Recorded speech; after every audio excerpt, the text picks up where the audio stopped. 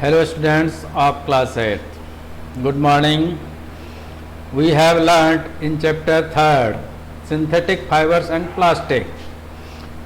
What is synthetic fiber? इसके बारे में हमने सीखा था. इसके अलावा हमने ये भी सीखा था कि जो सिंथेटिक फाइबर हैं ये कौन कौन से हैं, और आज का हमारा टॉपिक होगा प्लास्टिक.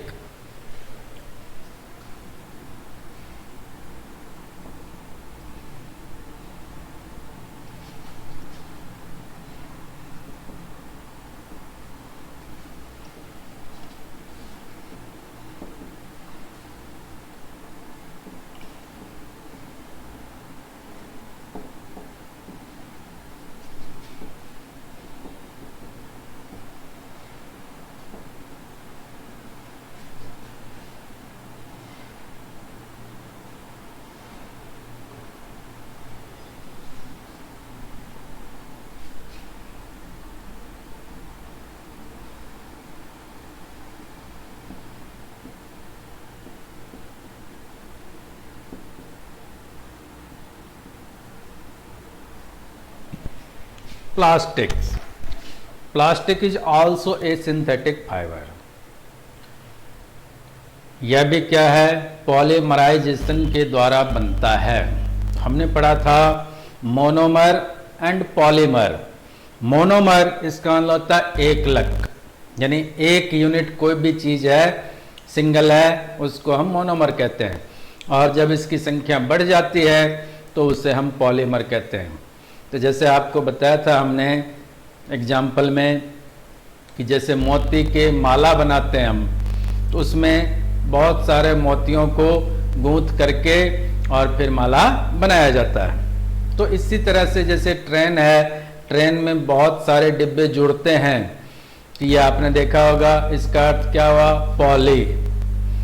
इसी तरह से प्लास्टिक है, ये भी क्या है, पॉलीमर है. अब जैसे हम देखते हैं बहुत सारे अपने घर में प्लास्टिक की चीज़ें होती है जिसका हम यूज करते हैं. तो ये क्या है, बहुत ही हल्का होगा. आपने यदि उठा करके देखा होगा तो वजन क्या होता है, कम होता है. इसके अलावा कि इसके अंदर आप देखेंगे कि जैसे हम इसको गर्म करते हैं तो कुछ प्लास्टिक की चीज़ें क्या होती है, पिघलने लगती है, लेकिन कुछ जो है सिर्फ गर्म होकर के आकार चेंज करता है. जैसे प्लास्टिक की बोतल वगैरह आते हैं, उसमें यदि गर्म पानी डाल देते हैं हम तो उसका क्या है, थोड़ा आकार परिवर्तन हो जाता है. अब जैसे अपने घर में स्विच होते हैं, मान लीजिए कोई स्विच खराब हो गया, उसको आप यदि गर्म करके देखेंगे तो वो क्या है, जल जाएगा, लेकिन आकार चेंज नहीं होगा. तो इसके आधार पर ये प्लास्टिक जो है इनके अलग अलग रूप होते हैं. अब जैसे हम देखते हैं कि एक तो जैसे आपको हमने बताया था कि इस तरह से एक दूसरे से जुड़ा हुआ है. तो ये जब एक दूसरे से जुड़ेंगे तो ये क्या है, एक ही लाइन में चल रहा है, तो इसको हम क्या कहेंगे, लीनियर.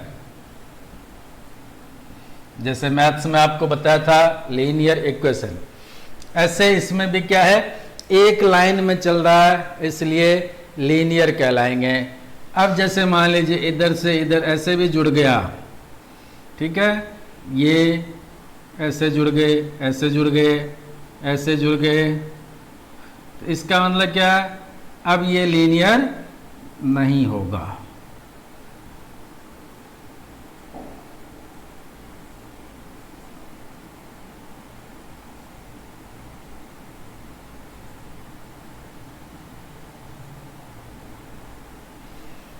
तब ये लीनियर नहीं कहलाएगा. अब क्या है कि नॉन लीनियर है ये, इसको हम कहते हैं क्रॉस लिंक्ड, क्योंकि ये क्या है, ऐसे भी आ रहा है, ऐसे भी जा रहा है, ठीक है, इसलिए क्रॉस लिंक्ड बन गया. तो हमारे घर में बहुत सारे ऐसे चीजें होती है जो प्लास्टिक से बनी हुई है.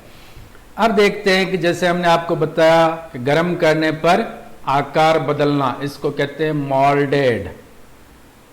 तो मोल्डिंग करने पर उसका आकार क्या है, चेंज हो जाएगा. इसके आधार पर जो प्लास्टिक है उसको मुख्य रूप से दो भागों में बांटा गया है। जैसे अपने घर में बाल्टी है प्लास्टिक का, तो उसको यदि आप कोई गर्म लोहे का छड़ वगैरह हो तो उस पर टच करके देखिए आप, तो क्या होगा, वो पिघलने लगता है, यानी बेंड हो सकता है। जैसे मान लीजिए धीमी आंच पर ऊपर ऊपर उसको ऐसे घुमाए प्लास्टिक के चीज़ों को, और फिर उसको यदि हम मोड़ना चाहते हैं तो मुड़ जाता है। इसका मतलब क्या कहलाएगा, थर्मोप्लास्टिक। जो थर्मोप्लास्टिक होते हैं वो क्या करते हैं, गर्म करने पर डिफॉर्म हो जाएंगे, ठीक है, आसानी से उसको हम किसी दूसरे रूप में ढाल सकते हैं, बेंड हो सकता है यानी मुड़ सकता है, तो इसलिए इनको हम कहते हैं थर्मोप्लास्टिक। अब जैसे हम देखते हैं पॉलीथीन का बैग आता है, जैसे सब्जी वगैरह लेके आते हैं, बाजार से कोई सामान लेके आते हैं तो पॉलीथीन की थैली में डाल देते हैं। वो पॉलीथीन की जो थैली है उसको आप ऐसे छू करके देखते हैं या ऐसे मोड़ करके देखते हैं तो आसानी से मुड़ जाता है, तो ये क्या है, थर्मोप्लास्टिक है। इसी तरह से पीवीसी, पीवीसी जो है ये क्या है, पॉलीविनाइल क्लोराइड। जैसे पाइप वगैरह होता है ये पीवीसी से बना होता है। इसके अलावा हम और भी चीज देखते हैं, बहुत सारे ऐसे टॉयज होते हैं जो प्लास्टिक के बने होते हैं। इसके अलावा और भी आपने देखा होगा घर के अंदर बहुत सारे ऐसे बर्तन होते हैं जो प्लास्टिक के, जैसे मान लीजिए मसाले रखते हैं, अचार रखते हैं, इस सब के लिए जो बर्तन बना होता है, कंटेनर होता है, वो भी प्लास्टिक के ही होते हैं। अब दूसरा आता है जिसका नाम है थर्मोसेटिंग प्लास्टिक। तो प्लास्टिक क्या हो गया, दो प्रकार के हो गए अपने।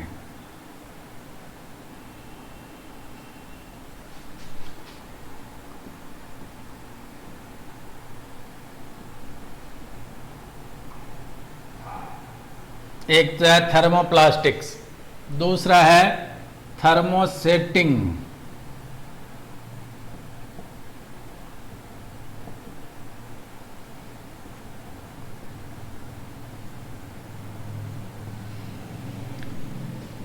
तो थर्मोसेटिंग के अंदर हम देखेंगे, जैसे मान लीजिए आप कोई भी प्लास्टिक की चीज़ है उसको हम गर्म करते हैं तो वो आसानी से बेंड नहीं यानी मुड़ने वाला नहीं होगा। यदि आप उसको ज़्यादा हीट देते हैं तो जल जाएगा, आकार परिवर्तन नहीं कर सकता है, तो इसलिए इसको थर्मोसेटिंग प्लास्टिक कहा जाता है। तो जैसे जो स्विच बताया आपको, ये स्विच, और दूसरा होता है अपने घर में आपने देखा होगा जैसे कुकर वगैरह के ढक्कन का हैंडल होता है, उसमें ब्लैक ब्लैक लगे होते हैं।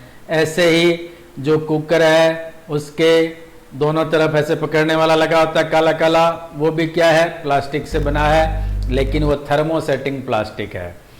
तो ये बेकेलाइट और मेलामाइन कहलाते हैं। तो ये एग्जाम्पल किसके लिए हो जाएगा, थर्मोसेटिंग प्लास्टिक के लिए। अब जैसे है थर्मोसेटिंग प्लास्टिक है, इसका यूज क्या होगा, इसका यूज हो जाएगा कि एक तो हम देखते हैं किचन के अंदर जो सामग्री होती है, अपने बर्तन वगैरह बने होते हैं, उसका हैंडल ये किससे बना हुआ है, थर्मोसेटिंग प्लास्टिक से यानी बेकेलाइट से। अब देखिए जैसे कई घरों में टाइल्स लगे होते हैं, ये टाइल्स भी क्या है, थर्मोसेटिंग प्लास्टिक के बने होते हैं जो मेलामाइन कहलाते हैं। अब आता है हमारा टॉपिक कि जो प्लास्टिक्स है ये हम चयन करते हैं, इसका सिलेक्शन करते हैं घर में रखने के लिए, ऐसा क्यों। तो आपने जो है अपने बड़े बुजुर्गों से पूछा होगा या उनसे आप पूछ सकते हैं कि पहले जो लोग थे वो किस तरह के बर्तनों का उपयोग करते थे। तो पहले क्या था, लोहे की बाल्टी या फिर लोहे की तगारी, इस सब का उपयोग करते थे। अब जो है फिर बाद में स्टार्टिंग हुआ कांच के बर्तन वगैरह, इसका उपयोग, लेकिन ये सब क्या टिकाऊ नहीं होता है। जैसे लोहा है उसको हम देखते हैं कुछ सालों के बाद में या कुछ महीनों के बाद में ही जंग लगना शुरू हो जाता है। इसका मतलब क्या है, कोरोडेबल है, क्षय यानी नष्ट होने वाला है। जबकि स्टील, जो स्टील आया फिर इसका उपयोग किया जाने लगा, तो स्टील में क्या है, जंग नहीं लगते हैं, लेकिन ये भी ज़्यादा टिकाऊ नहीं होता है, कुछ सालों में ये टूट जाते हैं। अब आता है कि मेटल जितने भी है वजन में भारी होता है, जो टिन है या स्टील है। प्लास्टिक से आप यदि इसको कंपेयर करेंगे तो दोनों में किसका वजन ज़्यादा होगा, तो आप देखेंगे स्टील और लोहे का वजन ज़्यादा होगा किसकी तुलना में, प्लास्टिक की तुलना में। प्लास्टिक हल्के होते हैं, तो इस कारण से जो प्लास्टिक है इसका उपयोग ज़्यादा करते हैं लोग। अब आता है जो प्लास्टिक है ये किसी से रिएक्टिव नहीं होता है। जैसे मान लीजिए प्लास्टिक के बर्तन में हमने बहुत सारे चीज़ रख दिए, लेकिन वो रिएक्ट नहीं करता है। केमिकल भी रखा जाता है प्लास्टिक के बर्तन में, चाहे वो शीशी के रूप में हो या फिर कोई जार के रूप में हो। उसके अंदर जो हम रखते हैं केमिकल्स को, वो भी क्या है, रिएक्ट नहीं करता, इसलिए प्लास्टिक नॉन रिएक्टिव है। अब ये तीन चीज़ें इसके अंदर गुण में पाया जाता है कि प्लास्टिक जो है ये क्या है, स्ट्रांग होता है। इसके अलावा लाइट वेट,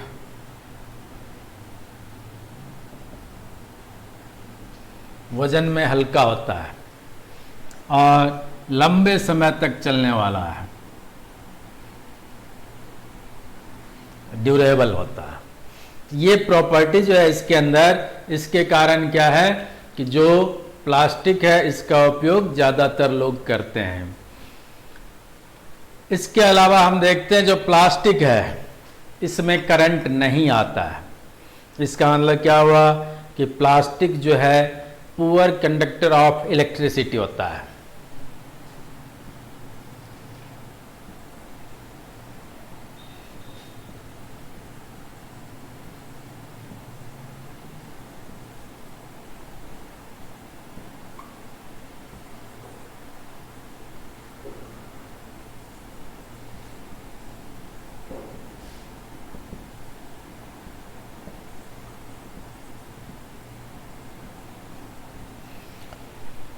इलेक्ट्रिसिटी और हीट दोनों के आप देखेंगे ये पुअर कंडक्टर रहता है प्लास्टिक। इसीलिए जैसे पिलास, पेचकस वगैरह आता है, इस सब में प्लास्टिक के हैंडल लगे होते हैं, यानी जो स्क्रू ड्राइवर है इसमें ऊपर क्या चढ़ा होता है, प्लास्टिक, ताकि करंट ना आए। अब देखते हैं जो प्लास्टिक है क्या ये एनवायरनमेंट के फ्रेंड है या एनिमी है। तो हम जानते हैं कि जो प्लास्टिक है इसको यदि हम कहीं फेंक देते हैं तो इसको नष्ट होने में बहुत समय लगता है, या हो सकता है नष्ट नहीं हो। तो इसलिए ये क्या करेगा, एनवायरनमेंट को पॉल्यूट करता है। तो इसीलिए बार बार जो है आपने सुना होगा कि प्लास्टिक की थैलियों पर बैन लगा दिया गया है। तो इसका रीज़न क्या हुआ कि ये जो है इको फ्रेंडली या एनवायरमेंटल फ्रेंडली नहीं है। तो इसलिए इसके अंदर हम क्या करते हैं, जो प्लास्टिक वगैरह की चीज़ें होती है उसको हम जैसे यूज कर लिया, मान लीजिए यूजेबल नहीं रहा वो, तो कहीं ना कहीं फेंक देते हैं, लेकिन फेंकने के बाद ये नष्ट नहीं होता है। अब देखिए कि जैसे इनको क्या कहा जाए, तो एक तो होता है बायोडिग्रेडेबल,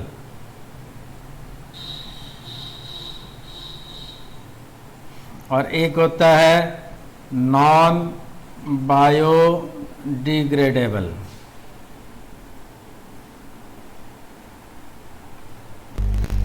बायोडिग्रेडेबल जो होता है इसका अर्थ है कि ऐसा कोई भी मटेरियल हो जिसको हम कहीं भी फेंक देते हैं तो मिट्टी में वो क्या है, नष्ट हो जाएगा। बैक्टीरिया उसको क्या करता है, नष्ट कर देता है, डिकम्पोज कर देता है, इसलिए इसको बायोडिग्रेडेबल कहा जाता है। जबकि नॉन बायोडिग्रेडेबल होता है उसको आप यदि कोई भी मटेरियल हो, कोई भी अपने पास सामान है, उसको हमने मान लीजिए मिट्टी में फेंक दिया लेकिन वो नष्ट नहीं हो रहा, उसको नष्ट होने में हो सकता है काफ़ी साल लग जाए या बिल्कुल ही नहीं हो। इसका मतलब क्या कहलाएगा, नॉन बायोडिग्रेडेबल कहलाएंगे। अब जैसे मान लीजिए कि जो अपने पास प्लास्टिक्स वगैरह हैं, तो इसके एनवायरमेंटल के एनिमी यानी फ्रेंड नहीं होने के कारण एनवायरमेंट को क्या करेगा, पॉल्यूट करेगा। तो इसलिए कहा जाता है कि इन पॉल्यूशन से कैसे बचा जाए। तो इन पॉल्यूशन से बचने के लिए जो प्लास्टिक है, जहां तक हो सके इसका यूज कम किया जाए। यानी प्लास्टिक के जो बैग्स वगैरह होते हैं, उसकी जगह पर हम क्या करें, अपने घर में कपड़े होते हैं उनसे थैलियां बना लें और उनमें सामान लेके आएं। तो इस सब कारण से ये क्या होगा, इको फ्रेंडली बन जाएगा। इसके अलावा हम देखते हैं कि जो अपने पास प्लास्टिक होते हैं, तो ये क्या है, इसको रिसाइकल किया जा सकता है, रीयूज किया जा सकता है, रिड्यूस किया जा सकता है, रिकवर किया जा सकता है और रिफ्यूज किया जा सकता है।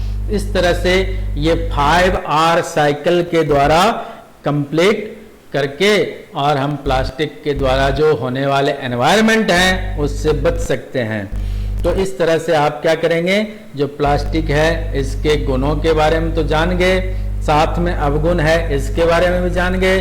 तो अब इसकी जो समझदारी तभी होती है कि जैसे हम एनवायरनमेंट को बचाएं, तो कैसे बचाएं, तो ये 5R का उपयोग किया जाए। 5R में क्या आ गया, रिड्यूस यानी कम उपयोग करना, रीयूज हमने उपयोग कर लिया, अब मान लीजिए उसको फेंक रहे हैं, उसके बजाय हो सकता है उससे कुछ और चीजें बनाया जाए, तो रीयूज हो जाएगा। रिसाइकल, जो चीजें घर में पुरानी हो गई उसको जैसे कबाड़ वाले को बेच देते हैं, फिर वो फैक्ट्री में जाता है, फिर वहां पर उसको पिघला करके दूसरे आइटम जो होते हैं वो तैयार कर लिए जाते हैं। फिर है रिकवर करना, तो जैसे मान लीजिए कोई भी चीजें खराब हो गई उसको वापस तैयार करना, रिकवर करना कहलाता है। और रिफ्यूज, फिर लास्ट में क्या करते हैं, उसको रिफ्यूज कर देते हैं। तो ये जो है आज का हमारा टॉपिक था प्लास्टिक, और इसके साथ ही हम जो है इस चैप्टर में लास्ट टॉपिक प्लास्टिक पढ़े थे, और यही आज का हमारा चैप्टर एंड होने वाला है। Okay, thank you.